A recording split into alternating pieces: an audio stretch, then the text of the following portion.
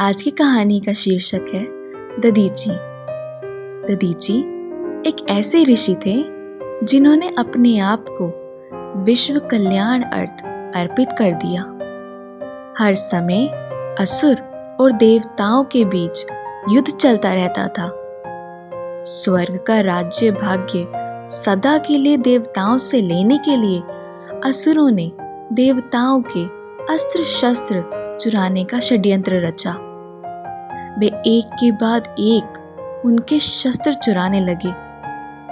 कुछ समय पश्चात जब देवताओं को खोते हुए शस्त्रों का पता चला तो वे उन्हें छिपाने हेतु अति सुरक्षित स्थान ढूंढने लगे।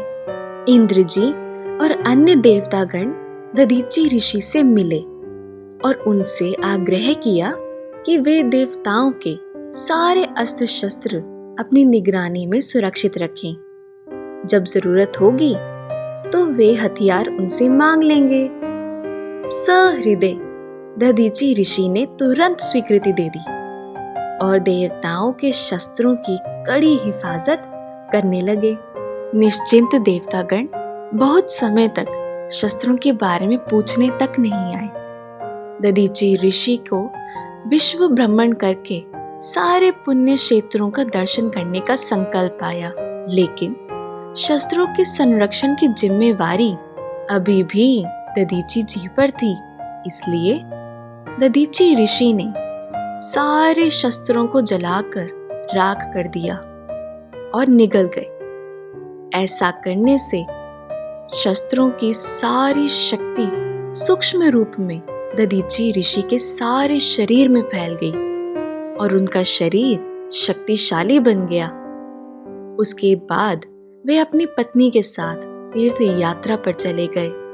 कुछ समय पश्चात पृथ्वी पर वृत्तासुर नामक एक असुर का उपद्रव बढ़ गया, लेकिन वृत्तासुर को हराने के लिए देवताओं के पास उनके शस्त्र तो थे नहीं। इसलिए देवता गण ऋषि के पास पहुंचे और उनसे अपने शस्त्र वापस मांगे। दधीची ऋषि ने उनको सारी बात समझाई और कहा कि जब उनकी पत्नी घर पर ना हो तब आना। देवतागण ऋषि की पत्नी की अनुपस्थिति में पुनः पधारे। दधीची ऋषि ने अपने को जलाने के लिए योग बल द्वारा अग्नि को उत्पन्न किया और देवताओं से कहा कि उनकी हड्डियों से अस्त्र शस्त्र बना लें। इस कार्य से आपको कोई पाप नहीं लगेगा। ऐसा कहकर उन्होंने अपने आप को अग्नि में जला दिया। दधीची ऋषि की हड्डियों से देवताओं ने अनेक अस्त्र शस्त्र बनवाए। उनकी रीढ़ की हड्डी से एक बहुत ही शक्तिशाली हथियार बना जिसका नाम पड़ा वज्रायुध। दधीची जी के योग बल द्वारा देवताओं के शस्त्रों की महिमा पद्म गुना बढ़ गई। तो आइए इसका आध्यात्मिक भाव समझते हैं। जैसे दधीची ऋषि ने विश्व कल्याण अर्थ अपनी हड्डी स्वाहा कर दी, ऐसे ही हमको भी ईश्वरीय सेवा में अपना तन, मन, धन खुशी से समर्पित करना चाहिए।